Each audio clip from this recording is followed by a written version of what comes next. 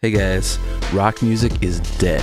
I'm going to tell you why it's dead, I'm going to tell you what can be done about it, and I'm going to tell you why you shouldn't be bothered if you're in a rock band right now. Stay tuned.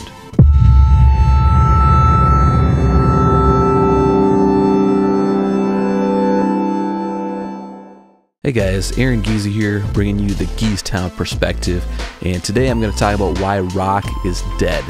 Alright, and guys, I'm just going to dive right into it. You know rock is dead when Beyonce gets nominated for Best Rock Song at the Grammys. Alright, I mean, give me a break. That's not the Grammys, that's not some rigged voting system, that's the fact that there's no one else better to push her to the back of the line. I mean, give me a break. Beyonce? Best rock song? Because what, she collaborated with Jack White? I mean, give me a break. Alright, rock is dead. Alright, look at any chart. Look at the iTunes chart. Alright, you've got what, Justin Bieber up there? You know, maybe Imagine Dragons would be the closest thing to rock, which, I'm sorry, I just don't really consider that rock. Alright, so, I mean, guys, I don't think I need to say any more about that. Rock is dead, period. I mean, okay, here's what I mean. When I say rock is dead, I don't mean no one anywhere in the world is playing rock music anymore. All right, I just mean it's not popular. It's not the new thing. It's not what all the young people are just really obsessed with and crazy about and, you know, wanting to be rock stars like that. All right, it's just, you know, classical music. You could say that's dead because that's not popular, but it's still around. I mean, it's hundreds of years old, but people are still playing it and performing it. You know, you can still go see an orchestra. I mean, hey, there's nothing wrong with that. And there's still rock bands. There's still rock albums that you can listen to. You like rock. It's, you know, your music isn't going away anytime soon. It's just not the popular thing. It's not the thing that's, you know, new and exciting and selling records and, you know, making things happen. All right. So what can be done about this? All right. Guys, here's how rock has stayed alive for so long. It's reinvented itself, you know, every handful of years. You know, we've had new bands come out with a new sound that have reinvented rock and got young people excited.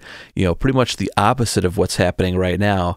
You know, when Nirvana came out with Smells Like Teen Spirit, it knocked Michael Jackson off the top of the charts and became #1. All right. That's an example of rock being alive because the band came out with something new and unique and different, but still, you know, had some sense of songwriting and some sense of, you know, being able to appeal to mass audiences enough to where, you know, it could actually succeed and, you know, make a big impact in the world, in the music industry. It, you know, created a whole social movement and everything, and this, you know, whole, like, everyone was into grunge, and, you know, it had a look. It had, you know, like people that were jocks that were, you know, didn't like that music, now they're into that music. Like, that kind of thing happened. It created a big change in the world, and, you know, that's happened time and time again with rock. When it's been reinvented, you know, it's like people come out with something new. Even, you know, back in the very beginning when the Beatles came out, there's nothing like the Beatles before that. They, you know, they came out, they became popular, and, you know, became a new thing. You know, when Led Zeppelin came out, it was something new. You know, I mean, it's the same thing. It's just happened over and over. When Metallica came out, it was something new. All right, when, you know, Slipknot and Mudvayne and all the new metal bands or whatever, when they became popular, it was something new. When Rage Against the Machine became popular, you know, with, you know, the rap rock combination, then you had bands like Linkin Park or Limp Bizkit, which, I don't know, I kind of put Rage Against the Machine in a little bit different spot than some of those bands, but, you know, the same kind of idea, combining rap with rock, right? But anyway, I mean, it's been reinvented. So what can you say has happened in the last, you know, decade or so in rock music? I mean, nothing that I can see has been reinvented. I mean, when I look at young people, you know, the young people that are making music today compared to the young people that were making music, you know, like 10 years ago, I haven't really seen much of a change. It's still, you know, I see people, you know, moving to either one of two categories. Either they want to be in a pop punk band and they want to sound like Blink-182, or they want to be in some kind of a metal, death metal type, screaming type of music, you know, one or the other. That's kind of where I see most young people gravitating towards. And there's not really a whole lot of creativity in conforming to that. I mean, that's not what any of the great rock bands throughout history have done. They've never, you've never seen, this great rock band that comes out and says, oh yeah, we just wanted to sound just like this other band. I mean, that doesn't happen. They said, oh, there's nothing else that we like. We wanted to do our own thing. We wanted to make music that we liked. And, and they came up with something original and unique. So, I mean, that's how we change it. That's how we get life back into, rock music is we just, I mean, look, I don't have all the answers. I can't, change everyone and the whole industry, but I can tell you, I mean, that's, if you're in a band right now listening to this and you want to be the person that makes rock music alive again, that's what you need to do. So you need to figure out how to reinvent it, how to make it new and unique and different, but keep some sort of sensibility to be able to appeal to mass audiences. I think one of the biggest problems in the music scene in general, the music industry in general, is that we've sort of become isolated. It's like we kind of look only at ourselves and at, other musicians that have become successful, and we aren't really looking so much in other places.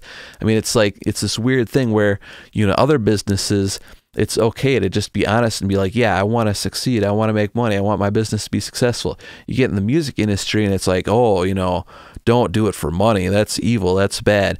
I mean, the way I look at it is this: if you're making money, I mean, no, you shouldn't just be the salesman that all you care about is the dollar bill and you don't care about music. But if you're making money, it's a sign that you're doing something right. It's a sign that your music is reaching more people, and that's a good thing if you ask me.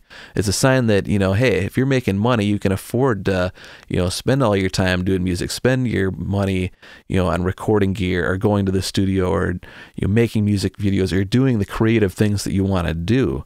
So that's one thing. Another thing is education in general. And when I say education, I don't mean school, because schools are a mess. That's a whole other problem, whole other issue. When I say education, I just mean, all right, if you go to somewhere like Nashville, there's different cities that are like the music city, like Los Angeles would be a good place. New York would be a good place. Nashville would be a good place. But you go to one of those cities, and one of the reasons that they're such, great music cities isn't just because all the musicians, move there and live there. It's because they have some of the best teachers. They have some of the best artist development. They've got all these different organizations that put on seminars, that put on workshops, that put on, here's someone that wrote hit songs, and they're going to do like a couple day workshop on teaching you how to write songs, helping you hone your craft. All right, that's what we need more of. That's what people need to do. But the problem is, since we're in the entertainment industry, so much of what people learn is really just, entertainment. It's really just people telling their stories about the parties and the drugs and all this stuff. And I feel like it's gotten to a point where people don't really understand how to succeed anymore. They just think, oh, you want to be a rock star, you just need to do a bunch of drugs and party and somehow you'll make it. They think, and I don't know. I just feel like that's one of the problems. But there's just, people have gotten focused on so many other different stupid things that have nothing to do with success, that have nothing to do with music. I mean, politics is another example. I just feel like so much of the music industry has gotten so politically lately. I mean, maybe it's just because it's an election year, but in general, I just feel like, it's become very political, and it's become only one party political, which is another bad thing, because, I mean, come on, we're supposed to be creative. We're supposed to be different. How are you different if you're just conforming to what everyone else thinks about, political views? If everyone has the same political view, how are we different? How are we unique? How are we being ourselves and being creative? I mean, it just doesn't make any sense that everyone would somehow just conform on, why are we conforming? All right. We need to be different, unique, original, memorable, creative. All right, that's what we need to be. And if you're in a rock band, I would just tell you, don't worry about any of this stuff. Do your own thing. All right, just be you, be creative, and don't just look at the tabloid magazines of the music industry telling you all about the drunk parties and drugs and, all that dumb stuff. Study success in general and apply it to music. All right, if you look throughout history at some of the greatest musicians, Really what they were is they were great business people. They were great leaders. You know, look at James Brown. Look at the story of his life. You know, look at Prince. Look at Michael Jackson.